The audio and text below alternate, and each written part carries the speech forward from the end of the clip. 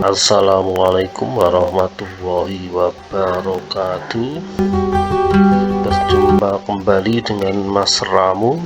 Kali ini Mas Ramu akan melanjutkan cerita eksplorasi Wana Wisata Baturaden. Ini melanjutkan cerita yang sebelumnya, eksplorasi Panjuran Pitu. Ini kita cerita kali ini waktunya pulang. Ini Gunung Slametnya ya. Jadi eksplorasi ini kan dilaksanakan setelah turun dari pendakian Gunung Slamet via Baturaden Base Camp Lestari. Ini jalur pendakiannya di gunungnya. Kita seperti ini kalau animasi 3 dimensinya. Base campnya di sini ya. Jadi hari ketiga itu kita turun terus nginap semalam di base camp. Hari keempatnya kita explore sebelum melanjutkan perjalanan pulang ke Semarang. Ini jalur motornya ke sini, ini Panjuran Pitunya. Nah, ini kita mandi air panas di sini, terus pulangnya jalan kaki naik lagi ke parkiran sampai di sini. Jadi videonya nanti sampai sini. Untuk animasi 3 dimensi perjalanannya kurang lebih seperti ini. Ini masih ketutupan bukit di atas parkirannya. Jadi ini kita dari pemandian air panas Osin, kita jalan kaki menuju parkiran Panjuran Pitu. Di panjurannya itu posisinya di bawah dari parkiran. Jadi kalau pas datang tuh enak sih turun, tapi pas pulang ini agak repot, kita harus naik ke atas parkiran. Dan ini kita udah nyampe parkiran. Jadi modelnya bentuknya kayak seperti ini ya, kayak ada di cekungan gitu. Kita loncat ke animasi ke video realnya. Ini model kolamnya. Ini kita udah selesai mandi, kita mau pulang. Itu ada kamar mandinya 3, kita matikan dulu lampunya. Ini lampu ini juga kita matikan ruangannya karena nggak ada orang. Sebenarnya nggak harus dimatikan sih, tapi kan Mas Ramu iman-iman kalau melihat lampu nggak dipakai itu. Kita matikan aja, kita keluar.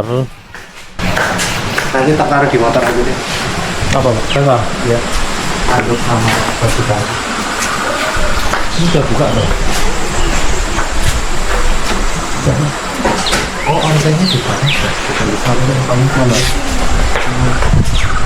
Kurang-kurang sana Pak. Iya di bawah. Ini sih. Oh, di bawah ini. Oh, Bukit Cendana makin ngumpet gimana?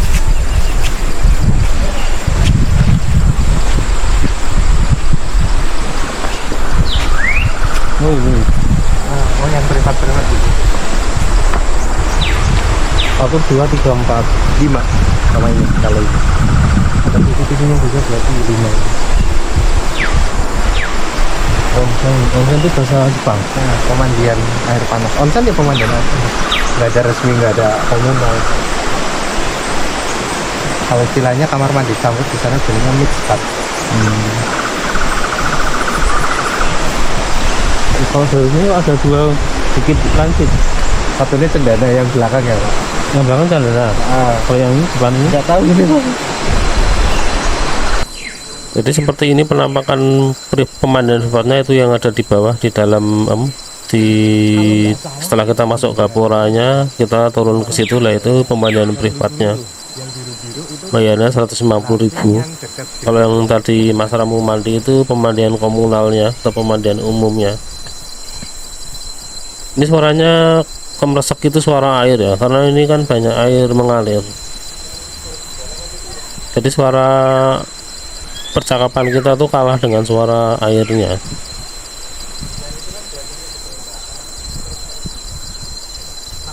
Dan tadi warungnya udah buka, kita sebenarnya mau makan di situ, cuman menunya tidak proper. Walaupun ujungnya kita juga makan di warung yang nggak proper sih. Jenggalnya di balik bukit yang ini itu Cendana. Jenggalnya di balik bukit yang ini. Itu kan ada yang biru-biru itu glampingnya. Naik ke bukit yang ini. mau foto begini Pak, fotonya ala-ala aku lagi di Jepang tuh. Jepang pan Batu Racun.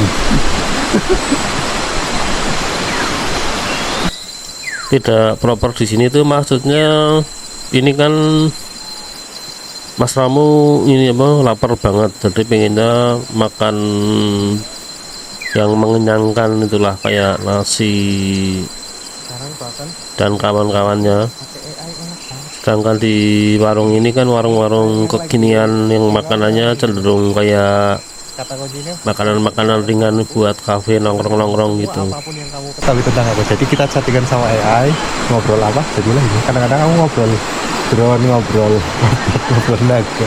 Kalau yang bener ini. Kita ngupload foto kita, nanti AI yang bener.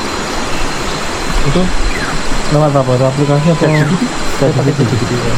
Kalau buat generating brainstorm itu saya ChatGPT sama Gemini. Tapi kalau buat video generation AI-nya CapCut Gemini. Karena sekarang AI yang lagi naik jauh big skills. Terima kasih Mbak ya. Satu titik.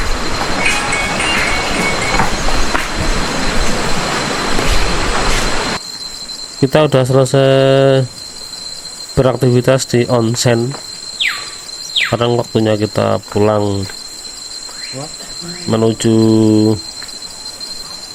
base camp. Nanti kita mau nyoba bakso yang rame kemarin. Kemarin apa tadi ya? Kemarin nih. Kemarin kan Mas Ramu pas turun itu rame sekali itu baksonya.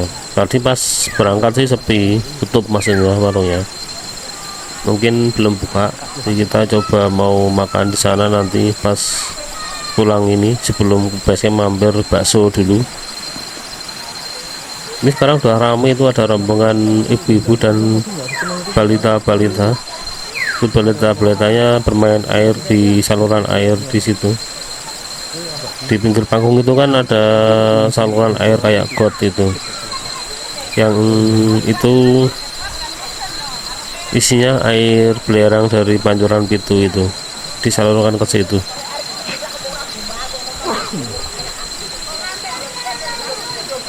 Wisata Keceh buat anak-anak cocok sih, dengan suasana yang adem, suara gemericik dan pemandangan yang bagus. Keren gitu. Iya. Tapi sekarang tuh dia murah. Murah. Yang dari penambang sih ya. Makanya sebenarnya orang-orang penambang itu nggak bisa sama resikonya. Dengan Sebanding sama yang didapat ya. Iya ada rupiahnya. Berapa sih Pak sekilo beneran? Yang kayak model gumpalan itu kan? Kilo itu nggak sampai 10.000 kalau beli di toko ini ya. Nggak sampai 10.000 kilo. Tapi kalau di penambang lebih murah lagi. Murah lagi. Saya kira 10 kilo itu penambang. Padahal kalau di izin orang-orang sampai 70 kilo. Berarti cuma dapat 70.000 Pak. Ya. Karena mereka itu 10 kalau dari penambangnya paling berapa? 3.000 atau 4.000. Itu info terakhir kapan itu Pak? Paling murah. Yang murah sih, saya kan sering beli belerang tersebut di toko gini ya. Itu buat pembersih apa Pak? Yo, Kayak misalkan kalau ada bekas ular kan ditaburin gitu. Jadi menurut Pak ini. Ini Pak. jadi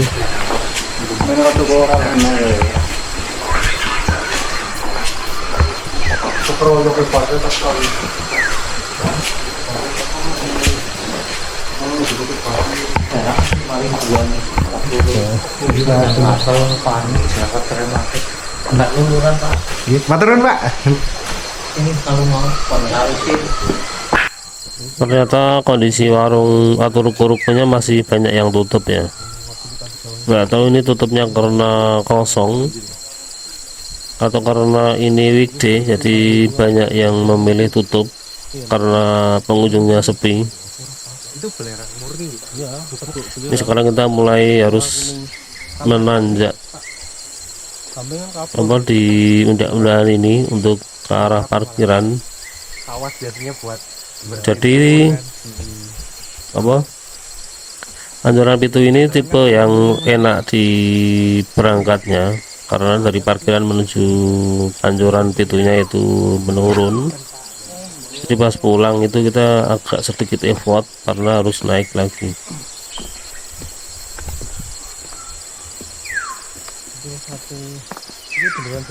Paling enak itu ya pemandian itu di Cangar ya, karena kan dari parkiran menuju pemandiannya itu jalannya cenderung datar, nggak nanjak banget atau nggak turun banget, dia ada nanjak dikit mudah-mudahan.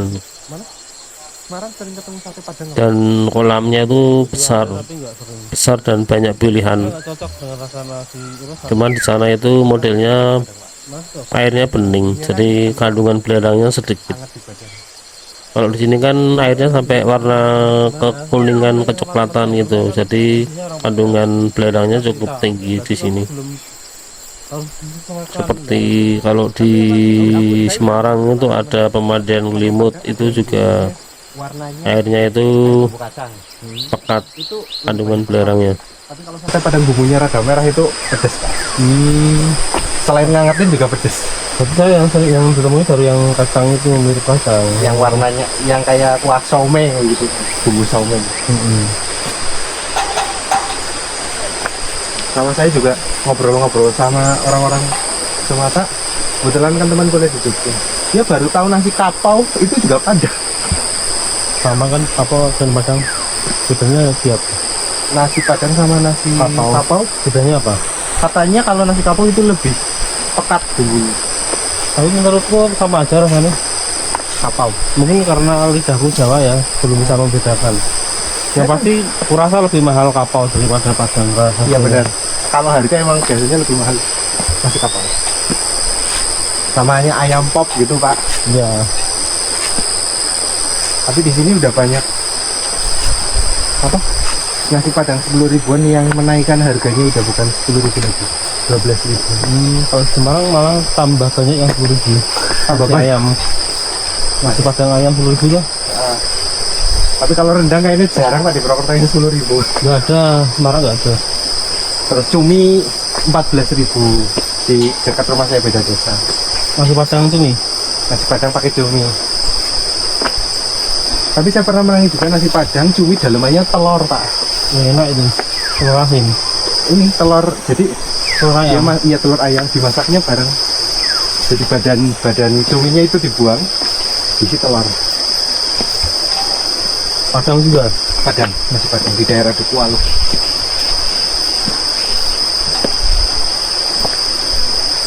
Cuma badan kayaknya lebih rileks ya, Bes.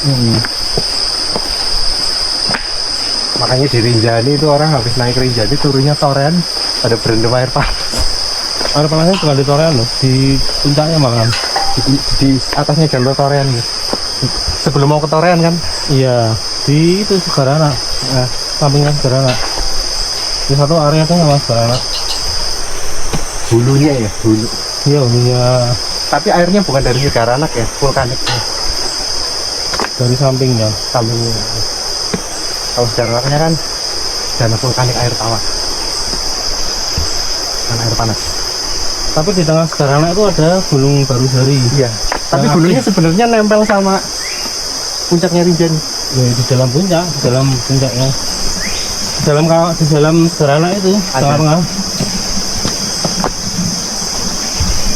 Cuman dia kan jauh dari pendaki, nggak tahu kalau kita mendekati pakai drone. air yang di Gunung Jari panas atau enggak, nggak tahu. Jadi misalkan ini puncaknya Rinjani. Bawahnya kan Segaranak, baru jari. Segarana ini misalkan Barusari kan di pojok sini. Nempel di dindingnya. Dia nempel di dinding puncak sama di Segarana. Cacing segede gitu.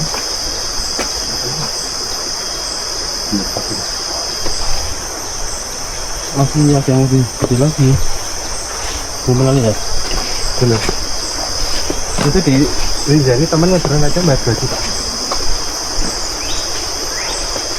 Terus sekarang bayar orang turun sudah. Dulu aku belum bayar. Masuk berapa? Rinjani. Ya, pas naik Rinjani. Tahun berapa Pak? Kalau Covid. sebelum Covid ya gratis. Pas Covid. Masih gratis. Ini kan gara-gara ditemukan ganja di Bromo. Habis itu Kemenhubnya kan Raja Juli Antoni. Ini udah peraturannya aneh-aneh. Orang PSI, Menteri Pariwisata paling bagus Sandiaga Uno. Sampai ada nominasi desa wisata. Jadi kan desanya itu terenggerak pengen dapat nominasi pas Sandiaga Uno.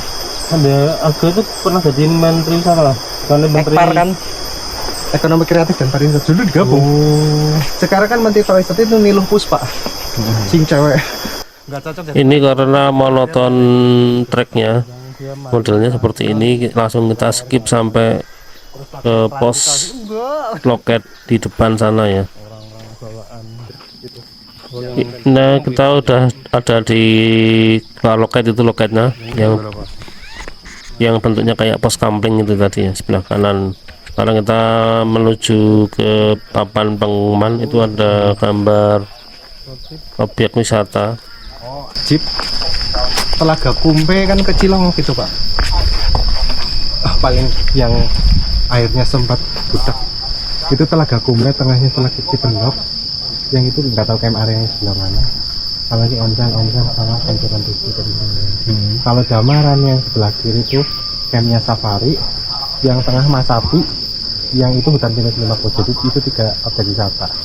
Masapi yang tengah, yang kiri Safari Camping Ground, yang kanan hutan pinus 50. Bukit Tengtung yang istrinya Pak Rizwan suka trekking pagi-pagi.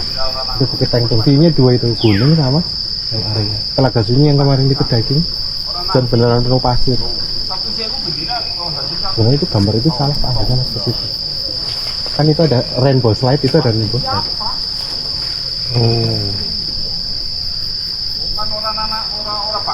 ini kok ada view alamnya ini. Yang kemana? Itu yang onsen. Jadi apa? Itu semi tertutup Pak. Jadi ngadepnya ke selatan. Kan tadi kita ngeliat dari atas. Makanya langsung nggak boleh drone itu gara-gara takutnya Dikira ngintip. ada orang. Semi terbuka. Jadi ada sisi yang melombang. Memang Bukit Tengtung, tapi masih jauh Pak. Kalau untuk terbang ngedrone sampai ke puncak Sawat itu ya masih 8 kilo. 8 kilo 9 kilo. Bukit Tengtung. Malah yang naik daun itu si Kumpe. Tapi jalannya lebih parah dari ini loh Pak, Kumpe. Telaga Kumpe itu. Nah, Telaga Kumpe. Jadi ada wisata perahunya juga. Itu telaga ini sih Pak, kayak bukan telaga vulkanik, telaga tektonik. Jadi daratannya kayak ambles jadi telaga. Teman saya pernah moto juga, ikut lomba foto, tapi dia pakai spotnya Telaga Kumpe. Jadi anak-anak mengaji naik perahu di tengah mentari lah ini kayak gitu, konseptual foto. Ustadznya temenin dia, anak-anaknya ini yang didandanin pakai pakaian SD. Biasanya bulan kalau lomba wisata biasanya April Pak kalau yang alam. Ini kita udah selesai urusan di sekitar pos. Sekarang kita mau menuju parkiran, mau pulang ke arah base camp Lestari. Seperti ini suasana parkirannya, sangat teduh dan luas, bisa muat banyak kendaraan ini.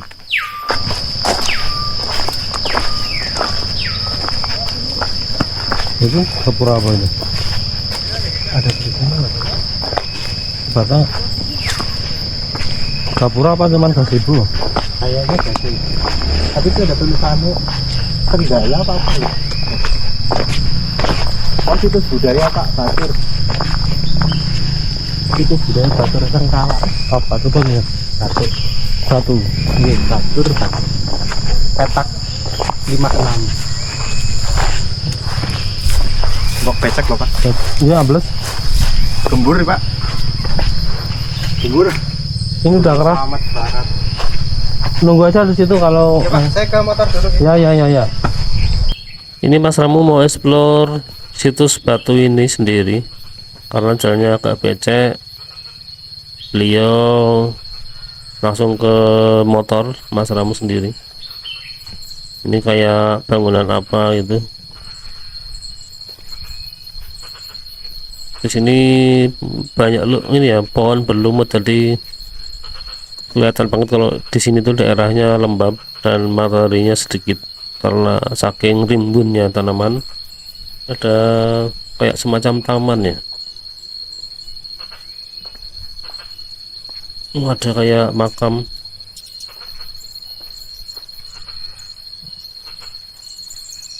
Paling ini juga cuman apa, makam abal-abal sih. Tapi ini kelihatannya tempat ritual ya. Ini sebelah kanan ini kayak ada bangunan isinya bekas-bekas kelapa. Ini ada kuburan. Ini tuh, ini tempat, iya bener, ini tempat ritual. Dan kelapa itu biasanya buat ritual mereka, dan sampahnya dibangun dalam bangunan itu. Kemungkinan besar itu bangunan toilet atau bangunan rumah singgah istirahat gitu, nggak tahu, karena cuman kayak gini isinya. Terus kita kembali keluar menuju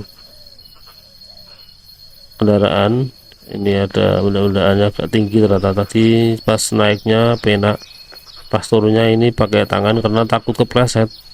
Sebenarnya kalau dilihat dari ketinggiannya ya memang agak tinggi, di luar standar undak-undakan, cuman kalau nggak licin itu masih aman. Tapi karena Mas Ramu takut kepleset ya pakai tangan. Kita udah berada di penghujung cerita kali ini, cerita tentang pemandian onsen di Pancoran Pitu Baturaden. Kita bertemu kembali di cerita Mas Ramu selanjutnya. Wassalamualaikum warahmatullahi wabarakatuh.